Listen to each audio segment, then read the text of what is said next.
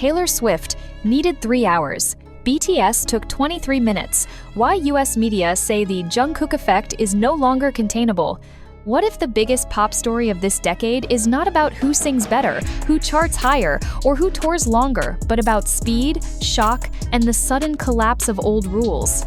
What if 3 hours versus 23 minutes quietly exposed a power shift that the Western music industry has been trying not to say out loud?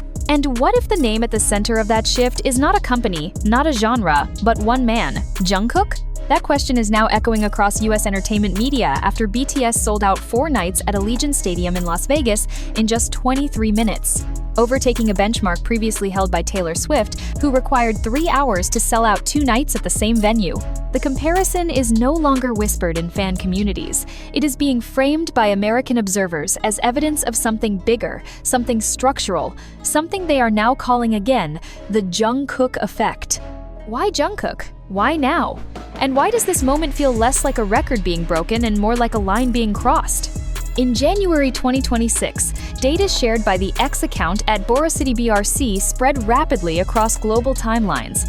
The numbers were simple, brutal, and impossible to soften.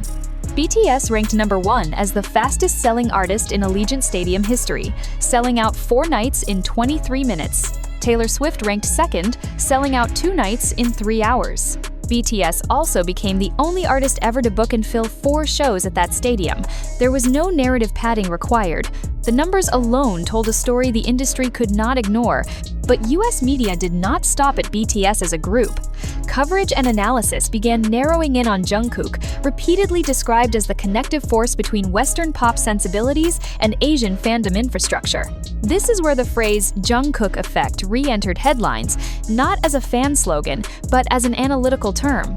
American commentators pointed to Jungkook's recent festival performances, his consistent presence on Billboard charts, and his string of global collaborations that placed his voice in playlists far outside traditional K-pop ecosystems. In these analyses, Jungkook is framed less as an idol and more as a translator, someone who makes BTS legible, accessible, and emotionally familiar to listeners who may not speak Korean, follow K-pop, or even know the group's history. This is where the comparison to Taylor Swift becomes uncomfortable but unavoidable. Swift's Eras Tour is widely recognized as one of the most ambitious, successful global tours in modern music history. It took years, albums, and careful market expansion for her to build a touring infrastructure that could dominate multiple continents. US media now argue that Jungkook, alongside BTS, achieved a comparable level of global resonance through a different mechanism entirely: simultaneous cultural saturation rather than gradual expansion. Is this what unsettles the industry most? That the path Jungkook represents does not follow the traditional Western timeline of conquest? The Las Vegas numbers force that question into the open. Selling out 4 nights in under half an hour is not simply about demand, it is about readiness.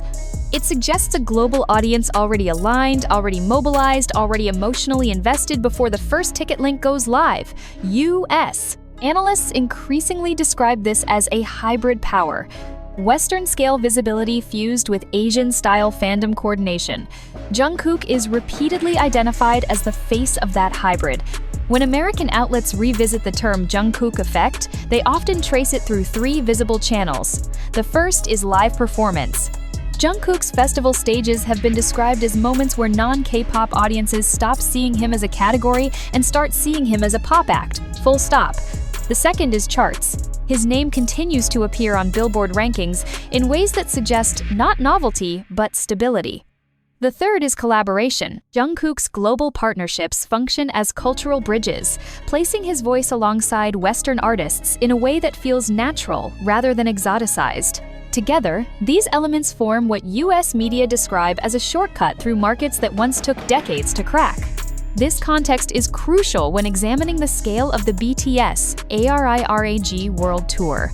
Scheduled to begin in April 2026, the tour spans Asia, North and South America, Europe, and beyond, with additional cities planned for 2027, including Japan and the Middle East. From Goyang and Tokyo to Jakarta, from Los Angeles to London, from Sao Paulo to Paris, the routing reads less like a tour schedule and more like a global map of influence. The album tied to the tour, BTS's fifth full-length release, titled Arirang, is set for the 20th of March 2026, US. Outlets have highlighted the symbolism of the title, framing it as a statement of cultural confidence rather than outreach. In this narrative, Jungkook again becomes central, not as a spokesperson, but as a living example of how that confidence translates internationally. Fans, known as ARMY, reacted instantly to the Las Vegas record. Comments such as 23 minutes is crazy and I'm so proud of this fandom and BTS wow flooded timelines. But US media coverage increasingly treats these reactions not as emotional noise, but as data points. They are cited as evidence of a fanbase that does not dissipate during hiatus, that does not fracture during silence, and that returns fully intact after military service. This is another point where Jungkook's name reappears in analysis. His solo visibility during BTS's military period is often described as a stabilizing factor, keeping the group present in public consciousness even when collective activity paused. American commentators argue that this continuity softened the usual post-hiatus drop-off that Western acts often experience. So, what does the comparison to Taylor Swift actually mean? Is it a competition, or is it a contrast between systems? US media increasingly frame it as the latter. Swift represents mastery of a system built over decades, with radio, touring, and narrative control carefully layered over time. Jungkook, by contrast, represents a system that arrived fully formed, global from inception, digitally native, emotionally intense, and structurally efficient. The fact that BTS could outperform Swift's stadium sales speed is treated less as a personal loss for Swift and more as proof that the center of gravity has shifted. The phrase Jungkook effect thus becomes shorthand for a new rule set. In this rule set, cultural origin is less important than emotional immediacy. Language barriers matter less than tone and presence, and global reach is no longer something you build step by step, it is something you activate. This is why American media insist the effect is no longer containable. It spills across platforms, markets, and genres. It appears in ticketing data, streaming behavior, and brand interest. It forces comparisons that once felt premature but now feel statistically justified. As BTS prepares to return fully with Arirang and a tour that touches nearly every major music market, the industry faces an uncomfortable question. If 23 minutes can outperform 3 hours, what other assumptions are about to collapse? And if Jungkook stands at the center of that collapse, not as an exception, but as a model, what does that mean for how global pop stardom will be measured next? Perhaps the real story is not that BTS beat Taylor Swift in Las Vegas. Perhaps the real story is that the comparison itself now makes sense, and that, for the first time, US media are willing to say it out loud. The conversation did not stop in Las Vegas. In fact, that was only the ignition point. As American media continued to dissect the numbers, a quieter but sharper question began to surface beneath the headlines. If the Jungkook effect can move tickets faster than one of the most powerful touring machines in Western pop history, what else has the industry been underestimating? This is where the narrative deepens, and where US analysts start widening the lens beyond one stadium, one tour, or one comparison. Because speed is not just speed. In the modern music economy, speed is power. Ticket sales in 23 minutes do not simply indicate popularity. They reveal a fan infrastructure that is already synchronized across continents, time zones, and platforms. American commentators point out that this level of coordination mirrors systems usually associated with major sporting events or political campaigns, not music acts. And once again, Jungkook's name surfaces as a critical variable, not because he operates alone, but because he functions as a universal access point. In several US entertainment columns, Jungkook is described as the entry door. For casual Western listeners who may not immediately engage with all 7 members of BTS, Jungkook is often the first recognizable voice, the first familiar face, the first emotional hook. This does not diminish the group. Instead, it accelerates engagement. Once listeners step through that door, the ecosystem does the rest. This dynamic is precisely what American media compare to Taylor Swift's long-form narrative building. Swift invites audiences into chapters, eras, and personal storytelling arcs that deepen over time. Jungkook, by contrast, pulls listeners in instantly, then hands them off to a collective experience that is already moving at full speed. Is one approach better than the other? US analysts are careful not to frame it that way. Instead, they suggest that Jungkook represents a future-facing Model 1, designed for a world where attention windows are shorter, but emotional commitment can still be absolute. The Billboard angle further reinforces this idea. Jungkook's chart performances are frequently cited as proof that his appeal is not confined to fandom-driven spikes. American writers note the consistency, not just debut highs, but sustained presence. This matters because it signals listening behavior beyond coordinated fan action. It suggests repeat engagement, casual listeners returning, playlists absorbing his sound without resistance. From a US industry perspective, that is the holy grail. Then there is the collaboration factor. Jungkook's global partnerships are often described as frictionless. Unlike earlier eras where K-pop collaborations were treated as novelty crossovers, Jungkook's features are framed as natural pairings. His vocal tone, phrasing, and emotional delivery align seamlessly with Western pop production standards, making the collaboration feel less like cultural exchange and more like shared language. This is why American media argue that Jungkook does not enter Western markets, he already exists inside them. Against this backdrop, the scale of the BTS ARIRANG World Tour begins to look less surprising and more inevitable. The routing reads like a stress test for global demand, and the Las Vegas results suggest the system passed before the test even began.